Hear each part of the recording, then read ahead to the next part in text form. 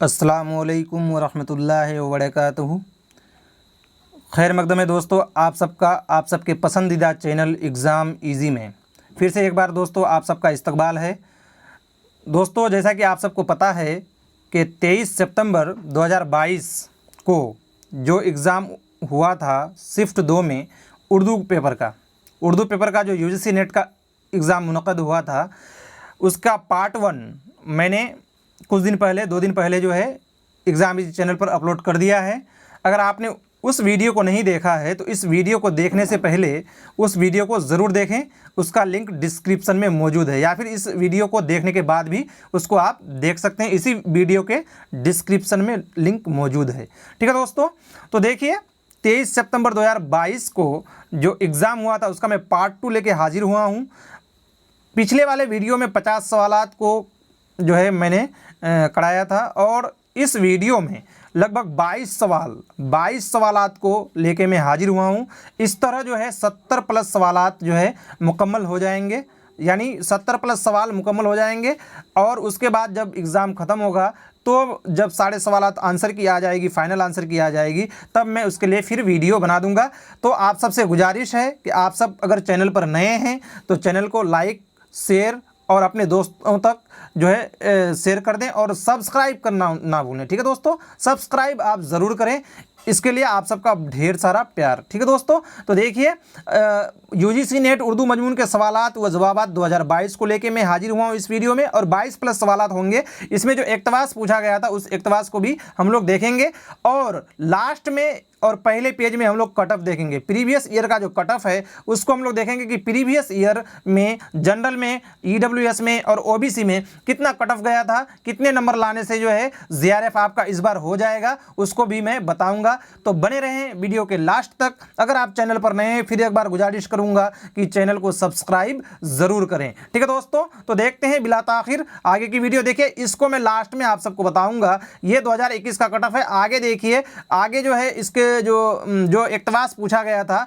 बागो बहार से ये इक्तबास पूछा गया था दोस्तों। देखिए इक्तबास कुछ इस तरह था, मैं थोड़ा सा पढ़ देता हूँ, आप देखिए ध्यान से। दूसरे दिन मेरे इस काफिर चचा के पास जो बजाय अबू जहल के था गया और कहा, जहाँ पना शहजादे के मार डालने की एक सूरत मैंने दिल में ठहराई है, अगर हुक्म हो तो अर्ज करूं।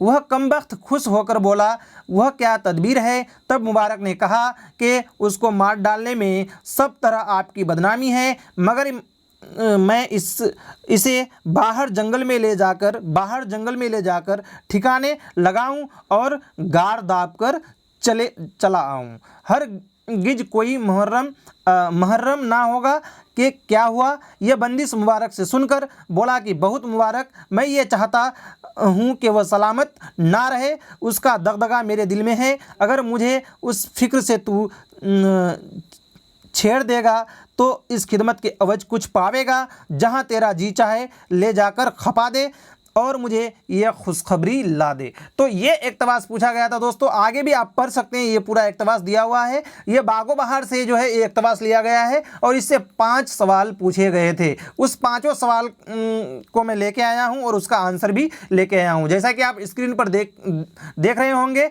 पहला सवाल था कि इस इक्तबास में बजना के माने क्या हैं। तो बजना के माने में आप सबने अगर बागो बहार पूरी पढ़ी है तो आप सबको पता है कि बागो बहार में जो है 39 बजना यानी 39 बंदर जो है शहजादे के अब्बू को जो है मुल्क शादी दे चुका था, लेकिन एक बंदर देना बाकी था। तो बजना के माने हैं बंदर के।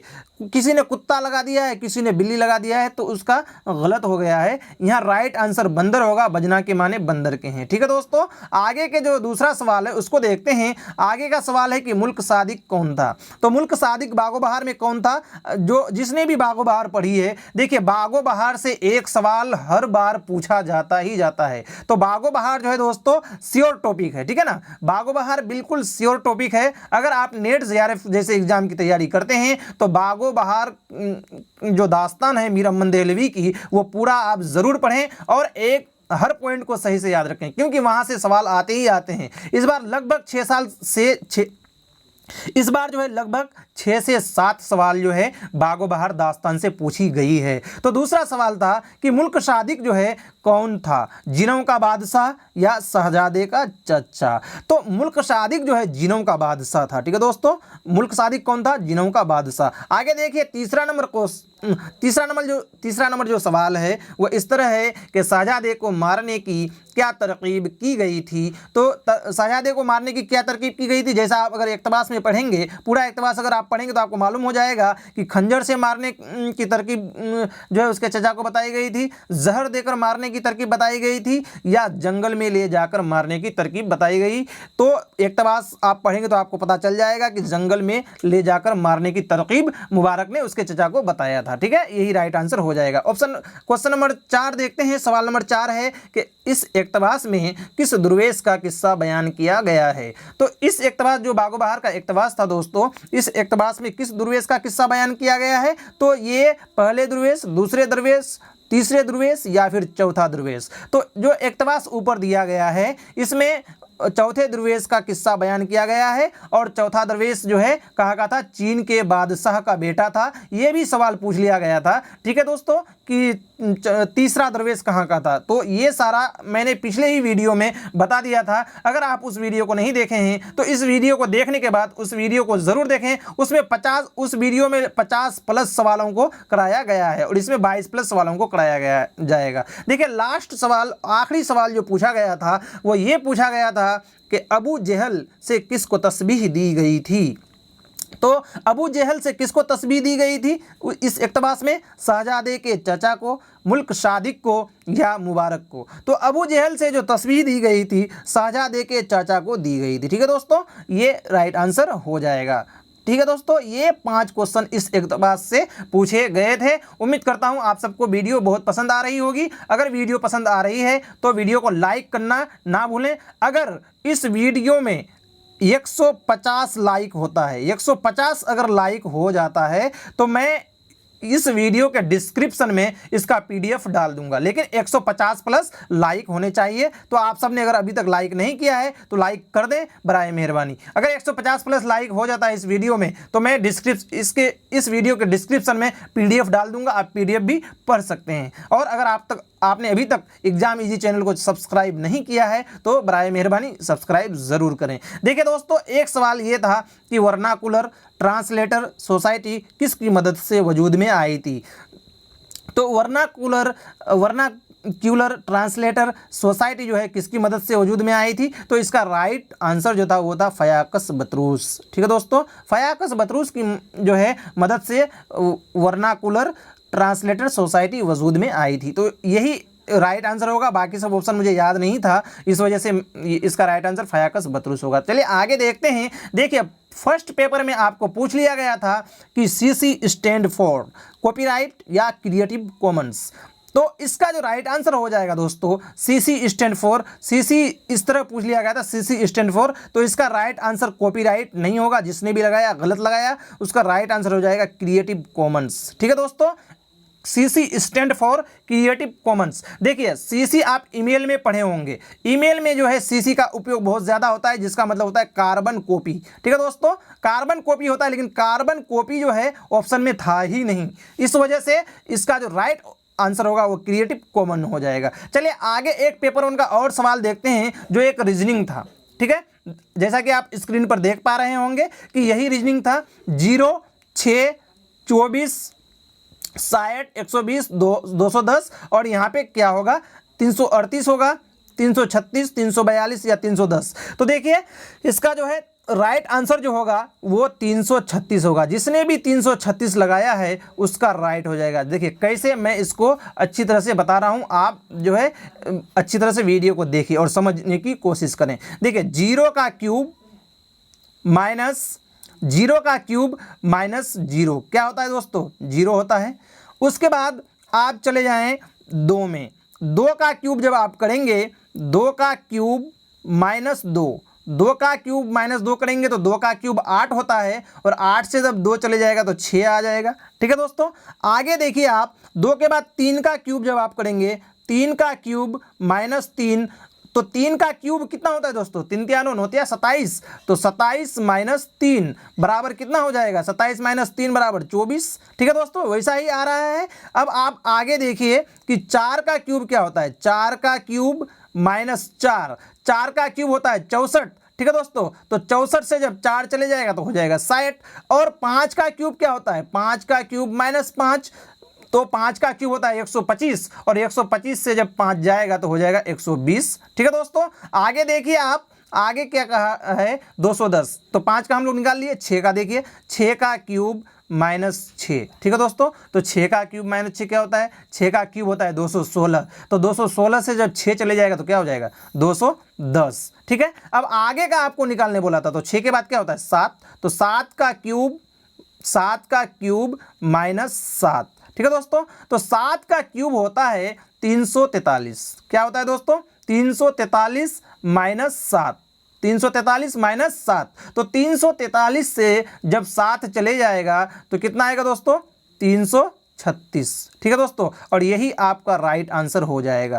ठीक है दोस्तों, तो इस तरह था, थोड़ा सा दिमाग लगाना था और बहुत ही आसान क्वेश्चन था दोस्तों। ठीक है, तो जिसने भी 336 लगाया है वो जो है राइट हो जाएंगे, 336 राइट हो जाएगा, मतलब क्यूब करके उसी संख्या से घटाया गया है और इसका आंसर आ गया है। ठीक है दोस्तों, आगे क्वेश्चन देखते हैं। आगे जो है देखिए, पूछ लिया गया था कि बीर बहुटी किसकी नज्म है, तो बीर बहुटी जो है किसकी नज्म है दोस्तों, सरवर जहां आबादी की नज्म है बीर बहुटी। देखिए, सरवर जहां आबादी की और भी नज्में पूछी थी, मेरे ख्याल से ये जुमड़े वाला क्वेश्चन था, लेकिन यही मुझे याद था, बीर बहुटी किसकी नज्म है, सरवर जहां आबादी की नज्म है, बाकी सब ऑप्शन याद नहीं है। देखिए आगे क्वेश्चन पूछा था, देखिए बहुत किसी को ये क्वेश्चन में बहुत ज़्यादा कन्फ्यूजन था। इस बार जो है लसानियात से काफ़ी सवाल पूछ लिया गया था यूनिट 1 से, तो यूनिट 1 को भी आप बिल्कुल भी हल्के में ना लें। यूनिट 1 से भी इस बार जो है कम से कम जो है 5 से 6 सवाल पूछे गए यूनिट 1 से। ठीक है दोस्तों, इसीलिए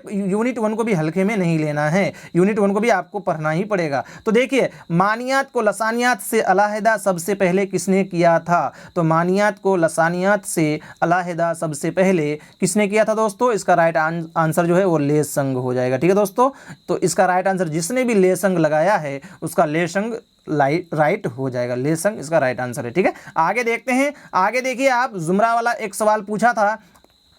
जुमड़े वाला सवाल इस तरह था कि आल अहमद सरूर जो है का किताब का नाम क्या है, मुसर्रत से बसीरत तक, और मोहम्मद हसन की किताब का नाम क्या है, सनासा चेहरे। ठीक है, तो आल अहमद सरूर के जो किताब है वह है मुसर्रत से बसीरत तक, और मोहम्मद हसन का जो किताब है वह है सनासा चेहरे। ये दोनों जो है जुमरा सही था, बाकी 2 जुमड़े गलत थे। ठीक है दोस्तों, और सही जुमलों को आपको टिक करना था। ठीक है, तो ये जुमड़े वाला सवाल था। आगे आप देखिए, आगे भी जो है एक जुमड़े वाला सवाल पूछा गया है। अभी तक आपने वीडियो को अगर लाइक और सब्सक्राइब नहीं किया है तो सब्सक्राइब जरूर करें, और अपने दोस्तों तक वीडियो का लिंक जरूर शेयर करें मेरे दोस्तों। ठीक है, चलिए देखते हैं। बहुत मेहनत लगता है दोस्तों ऐसे सवाल, इस तरह के सवाल खासकर बनाने में।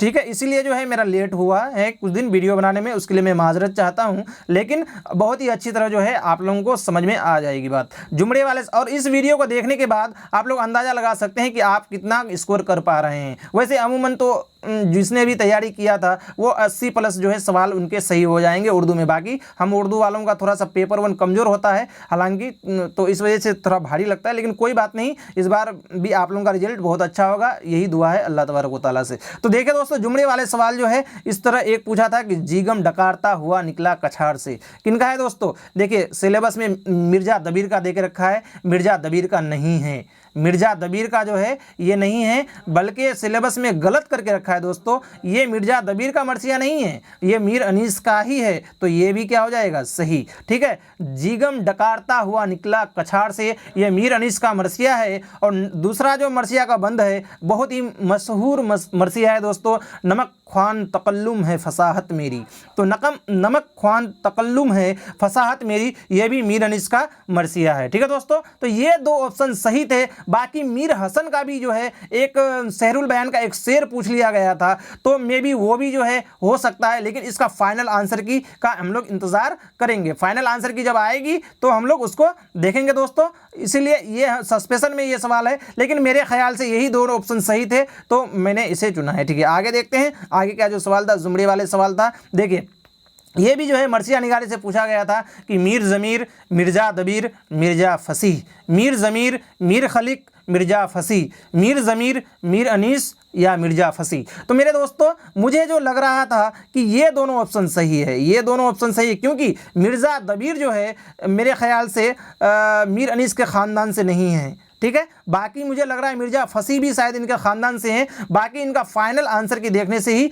पता चलेगा, जब फाइनल आंसर की आएगी तो इनका राइट आंसर मालूम होगा। लेकिन ये सवाल इस तरह से था और मुझे लग रहा है कि ये और ये ऑप्शन सही था। बाकी आप सब कमेंट में बताएं जो भी इसका राइट आंसर होगा। चलिए आगे देखते हैं। आगे का जो है सवाल था इस तरह कि फोर्ट विलियम कॉलेज और दिल्ली कॉलेज का बुनियादी मकसद क्या था। देखिए ये सवाल पूछ लिया गया था, फोर्ट विलियम कॉलेज और दिल्ली कॉलेज का बुनियादी मकसद क्या था। तो फोर्ट विलियम कॉलेज का जो क़याम जो किया गया था वो अंग्रेज अफसरों को उर्दू सिखाने के लिए किया गया था, ठीक है दोस्तों। फोर्ट विलियम कॉलेज का क़याम क्यों किया गया था? अंग्रेज अफसरों को उर्दू सिखाने के लिए। ये एक जुमला था जो सही था। और दूसरा जुमला जो पूछा गया था, दिल्ली कॉलेज का क़याम मकसद हिंदुस्तानियों को असली तालीम दिलवाना था, ठीक है। तो ये दो ऑप्शन सही थे, बाकी जो दो ऑप्शन गलत थे उसको याद नहीं है। तो यही दो ऑप्शन सही था दोस्तों कि फोर्ट विलियम कॉलेज का जो क़याम है अंग्रेज अफसरों को उर्दू सिखाने के लिए किया गया था।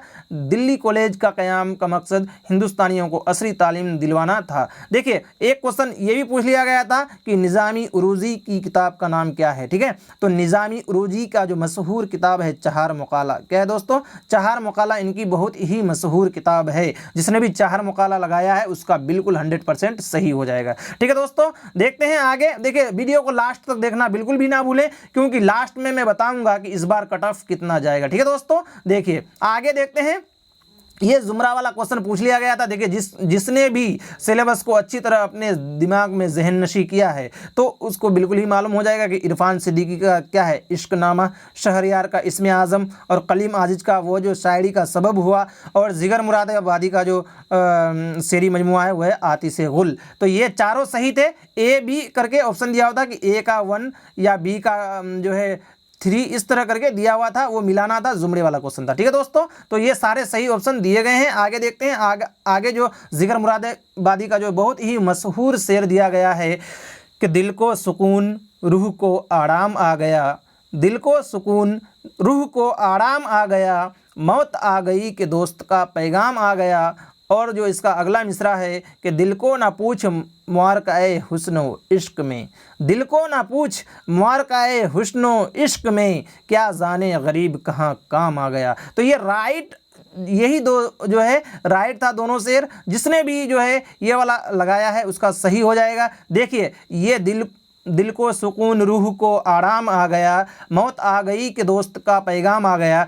हमने अपने टेलीग्राम चैनल पर जो इस बार क्विज कराया था, मेगा क्विज दोस्तों, उसमें ये सवाल मैंने कराया था, ठीक है, क्विज की शक्ल में। तो आप सब अगर टेलीग्राम ग्रुप से नहीं जुड़े हैं तो टेलीग्राम ग्रुप से ज़रूर जुड़ जाएं, ताकि आगे अगर कोई भी जानकारी होगा तो मैं उसमें शेयर करते रहता हूं। और नीचे व्हाट्सएप का लिंक भी है एग्जाम जी का, तो आप उससे भी जुड़ के इस्तेफादा कर सकते हैं, ठीक है दोस्तों। तो ये था। आगे देखते हैं। आगे का सवाल दुरुस्त जुमरा जो है मिलाना था। देखिए अफसानवी मजमुआ पूछ लिया था, रोशनी की रफ्तार, बाबा लोग, अलाव, तमाशा घर। तो ये जो है अफसानों का जुमरा है।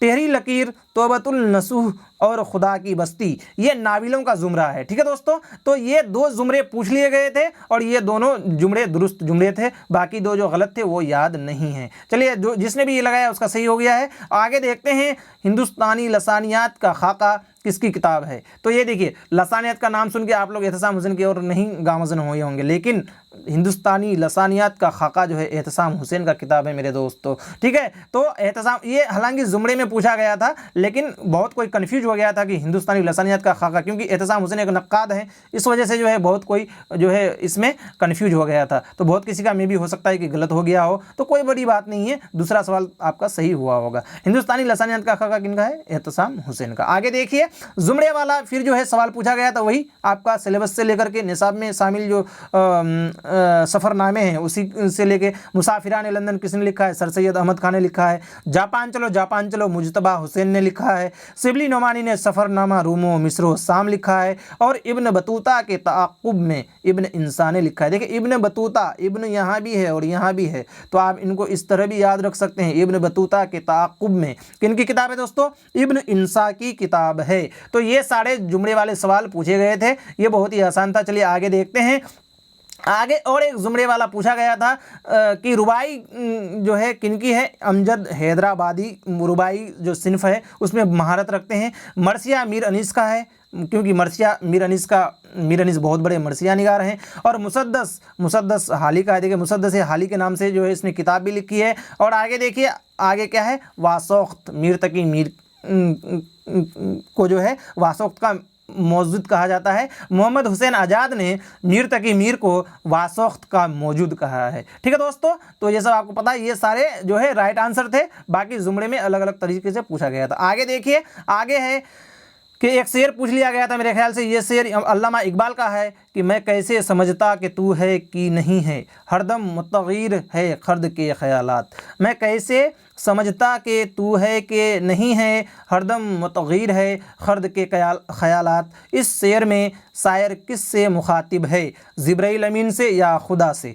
तो इसका राइट आंसर क्या हो जाएगा दोस्तों? खुदा से जो है शायर मुंतखब है। आगे देखिए, आगे का सवाल क्या है? अपने बेख्वाब कवाड़ों को मुकफ़्फ़ल कर लो, अब यहाँ कोई नहीं आएगा। किस नज्म के अशआर हैं? आप सबको पता है कि ये हवेली, तन्हाई और सुबह आज़ादी, ये तीनों नज़में जो है फैज़ अहमद फैज़ की बहुत ही मशहूर नज़में हैं। और मुझसे पहली सी मोहब्बत मेरे महबूब न मांग, ये भी जो है इनकी नज़म है दोस्तों। तो ये जो है ये सब नज़में हमारे निसाब नेट JRF के निसाब में शामिल हैं। देखिए ये कौन सा शेर है? अपने बेख्वाब कवाड़ों को मुकफ़्फ़ल कर लो, अब यहाँ कोई नहीं आएगा। तो ये जो है तन्हाई नज़्म का जो है जी हाँ, तन्हाई नज्म का जो है ये अशआर है दोस्तों। इसका राइट आंसर जो है वो क्या हो जाएगा? तन्हाई हो जाएगा। जिसने भी तन्हाई लगाया था उसका सही हो जाएगा। फैज़ अहमद फैज़ की बहुत ही मशहूर नज्म है तन्हाई। आगे देखिए, आगे के जो सवाल हैं दोस्तों आप ध्यान से देखिए।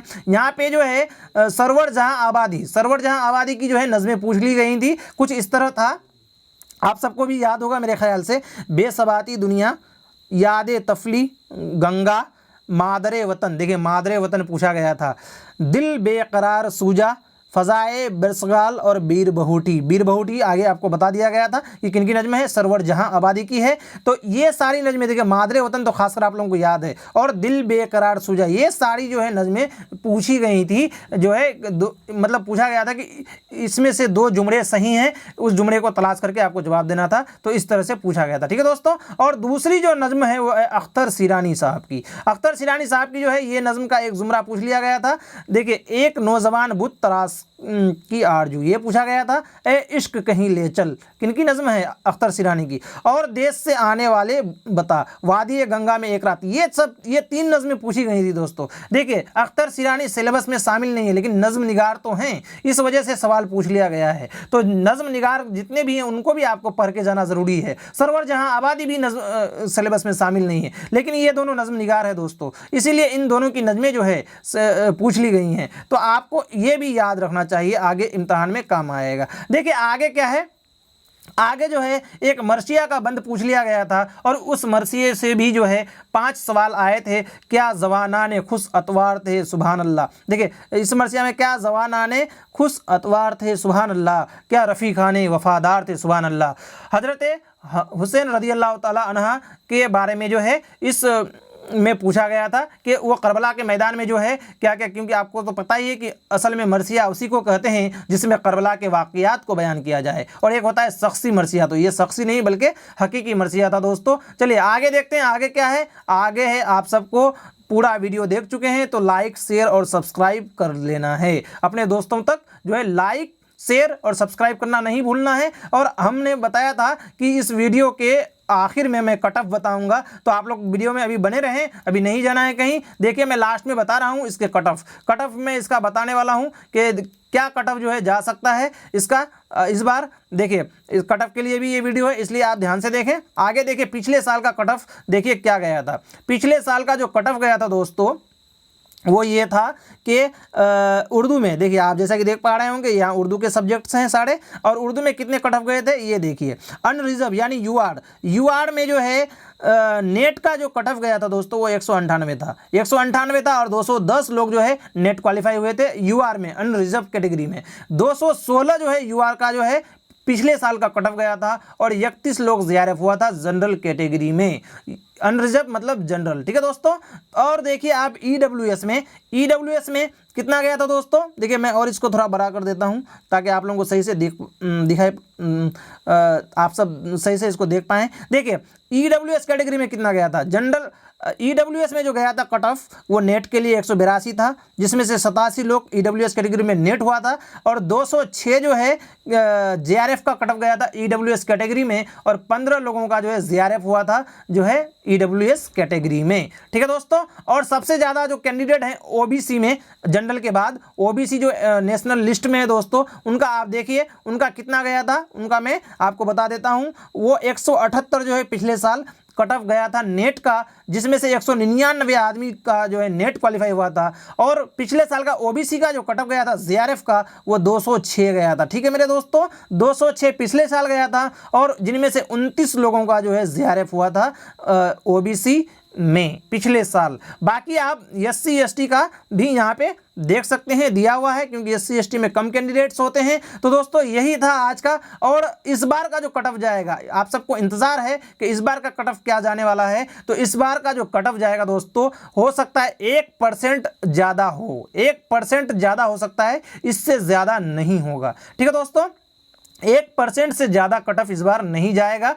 पिछली साल जो है, पिछले साल का कट ऑफ मैंने आपको बता ही दिया, और इस बार का जो कट ऑफ उसी के इर्द गिर्द रहने वाला है। इस वजह से आप सबको घबराने की कोई भी जो है ज़रूरत नहीं है, और आप सब बिल्कुल इत्मीनान से रहें। इस वीडियो को देखने के बाद आप लोग बिल्कुल शांति से रहें, ऑफिशियल आंसर की का इंतज़ार करें, और अपने खुदाए रब्बुल इज़्ज़त से दुआ करें कि आप सब और हम सब का जो है रिजल्ट आपके हक़ में आए, और इंशाअल्लाह इस बार सबका नेट और जीआरएफ क्वालिफाई हो जाए। यही दुआ है अल्लाह तबारक व तआला से, आप सब आगे भी इस तरह कामयाबी हासिल करते रहें, ठीक है दोस्तों। तो अगर फिर मैं कहूँगा एक बार आप लोगों से कि इस वीडियो को लाइक, शेयर और सब्सक्राइब बिल्कुल भी नहीं करना वो भूलें। जो दोस्त आपके परेशान हैं कि कट ऑफ क्या जाएगा, उसको जरूर शेयर करें। और बाकी 22 सवालात, मतलब हम लोग 70 सवाल को जो है देख चुके हैं। मैंने बताया था कि अगर आप लोग 150 लाइक इस वीडियो में करते हैं, 150 प्लस अगर लाइक होता है, तो इस वीडियो के डिस्क्रिप्शन में ये PDF में डाल दूंगा, आप लोग PDF से भी पढ़ सकते हैं। तो यही था आज का दोस्तों, ये छोटा सा वीडियो था। कैसा लगा आप सबको वीडियो? अगर कोई सवाल में गलती हुई हो तो मैं माजरत खा हूँ, आप उनका सही जवाब बताएं। अगर कोई तलफ़ुज़ में गलती हुई हो तो भी मैं माजरत खा हूँ, क्योंकि अक्सर वीडियो बनाने के वक्त तलफ़ुज़ में गलती हो जाती है, बहुत स्पीड से बोलना पड़ता है, बहुत आवाज़ के साथ बोलना पड़ता है, इस वजह से जो है दोस्तों ऐसा अक्सर हो जाता है। तो उसके लिए मैं माजरत खा हूँ। तो इस वजह से आप अपने दोस्तों को लिंक शेयर करें, और जो है इत्मीनान से फाइनल आंसर की का इंतज़ार करें, रिजल्ट का इंतज़ार के लिए। आज के लिए इतना ही, फिर मिलते हैं एक नए वीडियो के साथ। तब तक के लिए अल्लाह हाफिज़ व अस्सलाम।